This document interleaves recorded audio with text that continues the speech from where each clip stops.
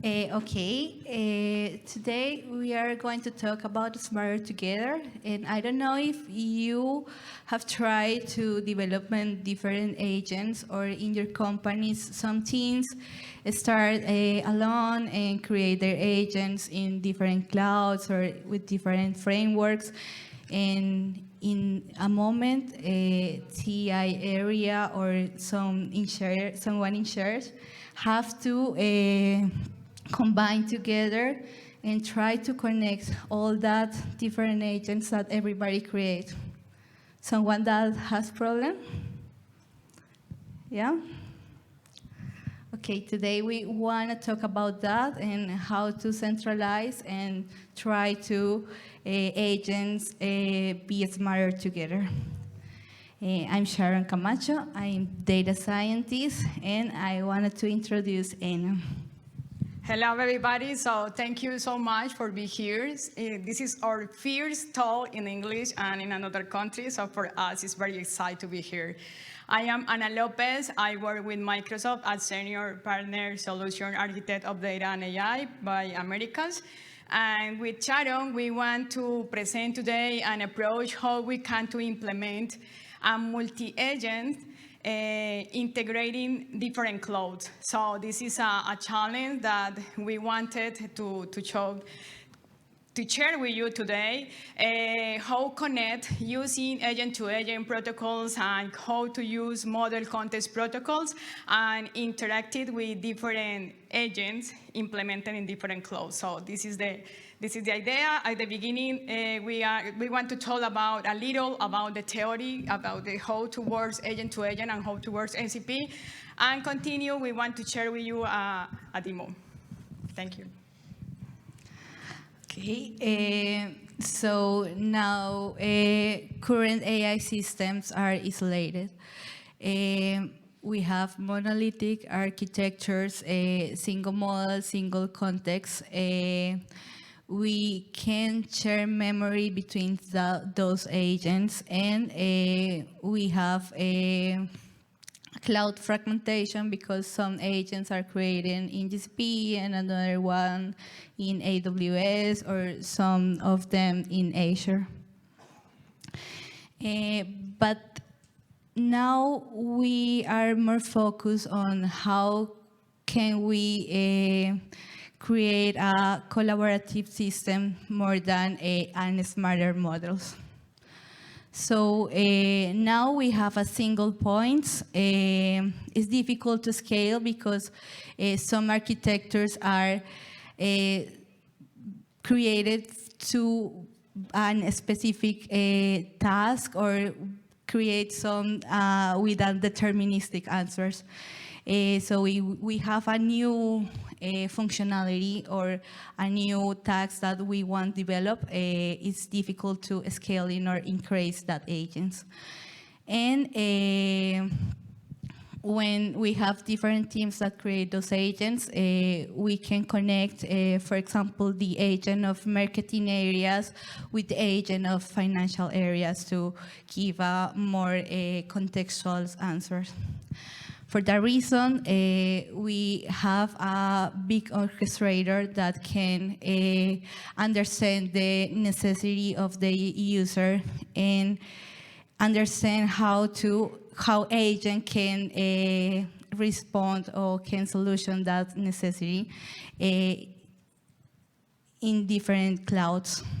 So with that architecture, we can create agents, new agents with new functionalities in an easy way, and we don't have to start from scratch just to create new engines and put together in the space. And the orchestrator have the main task of conduct the petition, the request of the user, and the agent get in charge of that. So the solution, as Anna told you, we use Kubernetes to create that space where agents can be combined. and use different like data agents or reasoning agents or action agents using those protocols of communication, agent to agent and MCP. And what is it about? With agent-to-agent protocol, we can combine the request and direct the petition to a specific agent. But if the request have more specific necessity or need to combine different answers of the different agents, this protocol can help us. The secret in this part is the agent card structure, because when you use agent-to-agent protocol, every agent have a agent card, and in that card you can specify the skills and the capabilities that that agent has, and it allows the orchestrator to choose the correct agent, one or more, and give the answer that the user needs. And the other protocol is MCP, and it combines different tools, and the secret here is that every agent can share that tools. It's not that every agent have their own tools, just the tools lives in a server in like a marketplace, and every agent can take the tools that they need for complete their task. And in our last capability for achieve this goal is use containers, because it allowed us more than ever scalability. And sometimes every agent have a different necessity of capacity, and when an agent need or have a task that need a lot of resources, for example, when it uses images or it has to consult a huge database, it can scale by necessary. So with that architecture, we change for isolation to combine agents easier, and also it allowed us the multi-cloud, and we changed that mind that we have a monolithic architecture, and we can try the fails or the errors independent, and every other agents can works without any problems.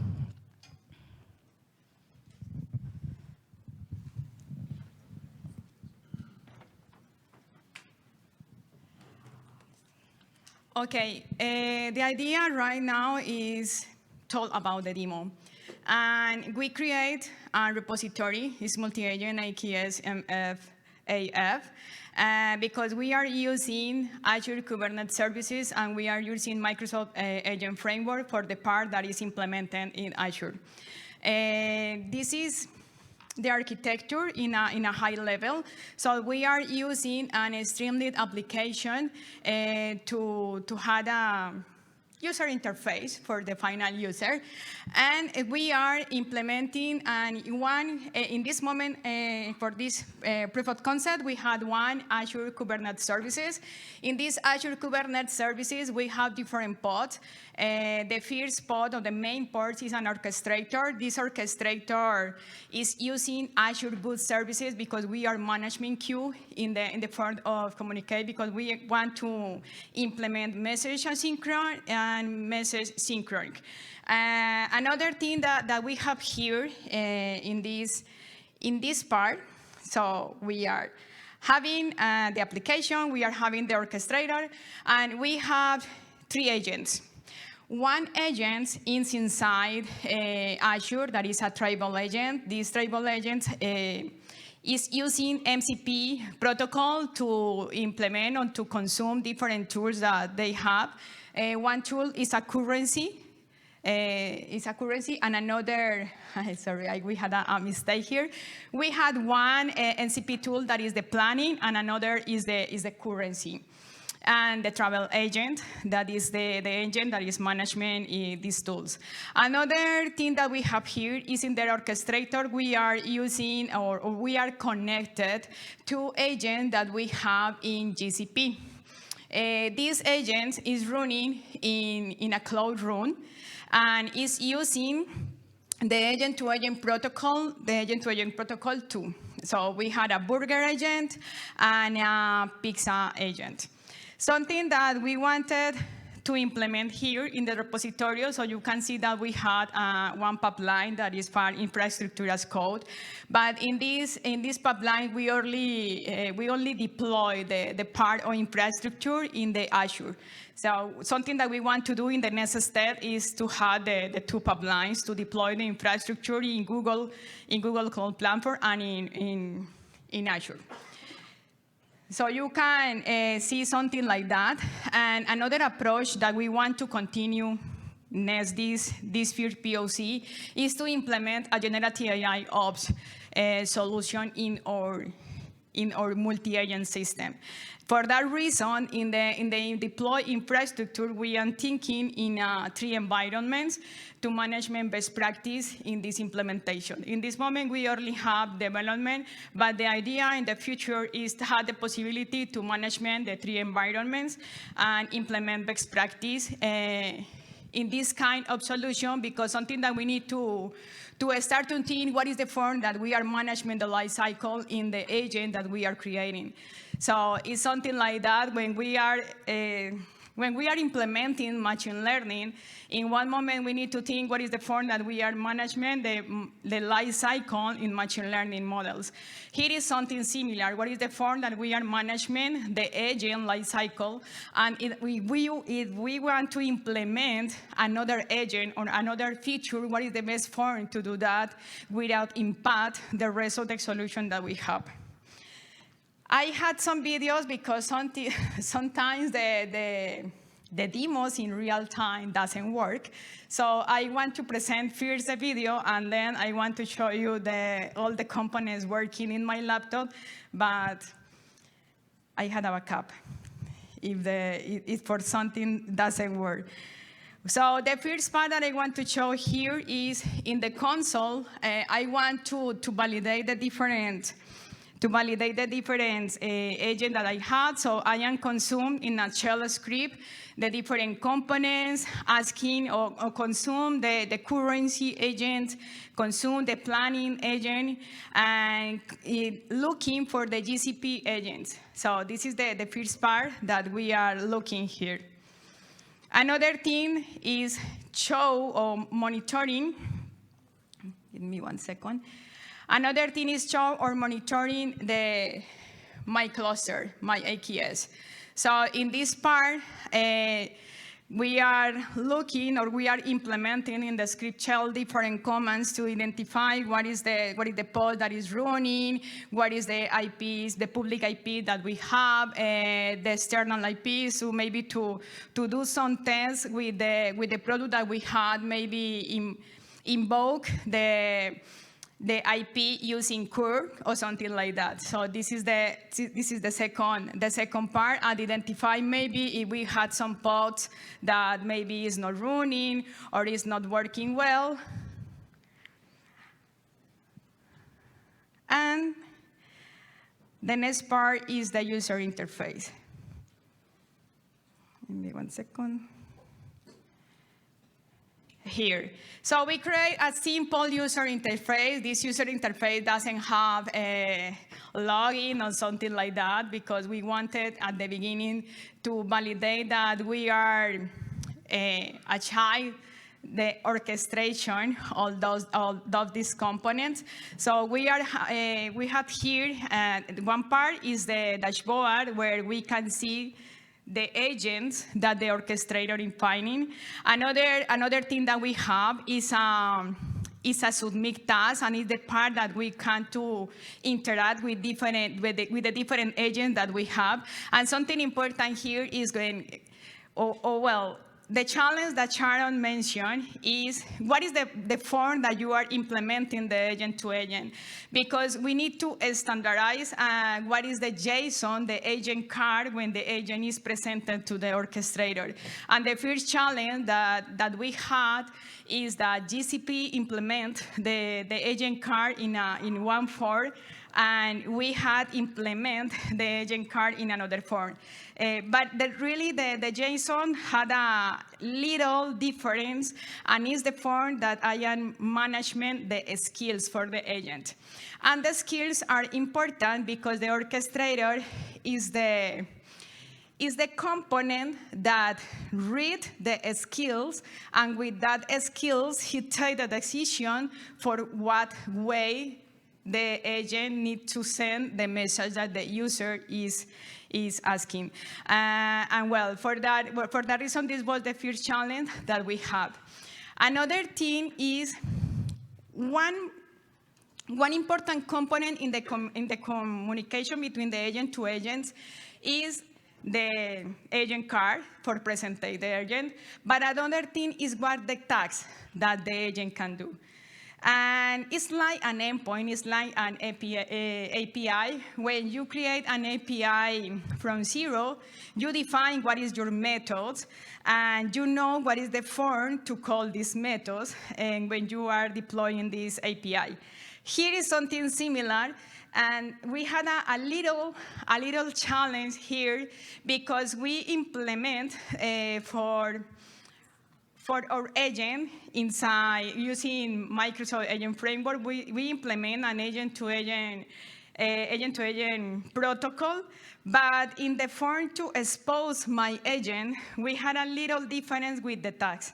So we need to create a part of code to management or to bridge this difference and to achieve that the orchestrator can to talk with the different agents without problem.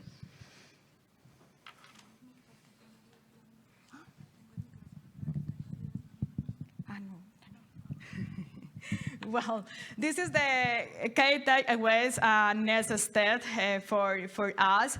So, like Sharon mentioned, we start with a monolithic architecture.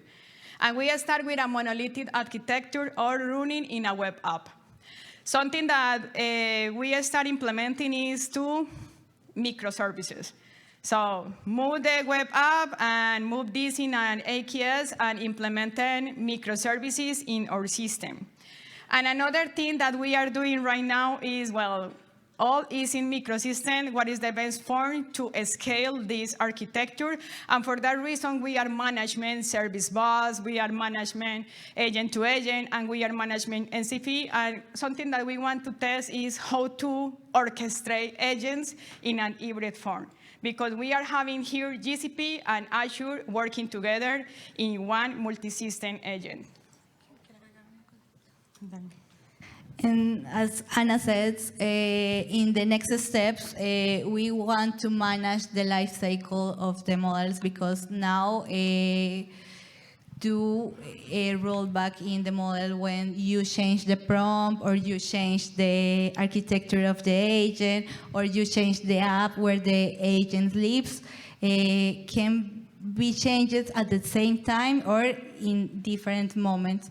So when you have to return to the stable version, you have to control those changes. So in this case, it's really critical for the functionality of the agent. Yeah, so something about that, and it's very important, is generative IOPS. And like we are managing the code in a repository, we need to manage our agents. And we have different tools. For example, if you have experience maybe with MLflow, or you had the possibility to try maybe LangSmith or other commercial tools, we need to talk what is the best form to and it's important to repeat, management the life cycle, because the agent, and it's something that I want to show you here, but I don't know.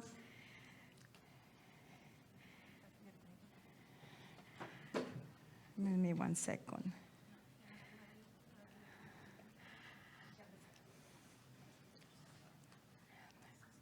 Visual Studio Code is in there.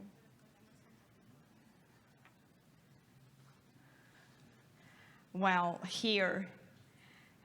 This is a sample agent, so really I don't have here, for example, a lot of prawns, but the idea is the prawns has a life cycles. You need to version your prawns.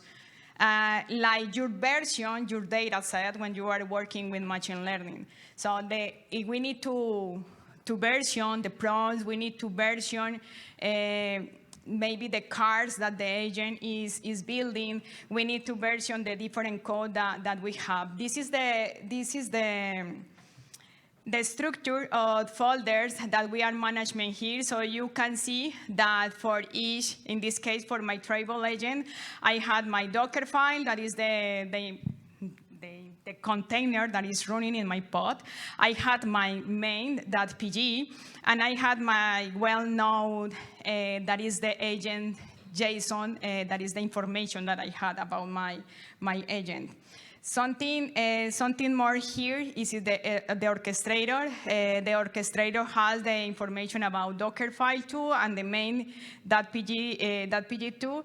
And the magic here, when we are working or we are connecting with other agents, is the endpoints. So when I deploy my agent in GCP, I have an endpoint.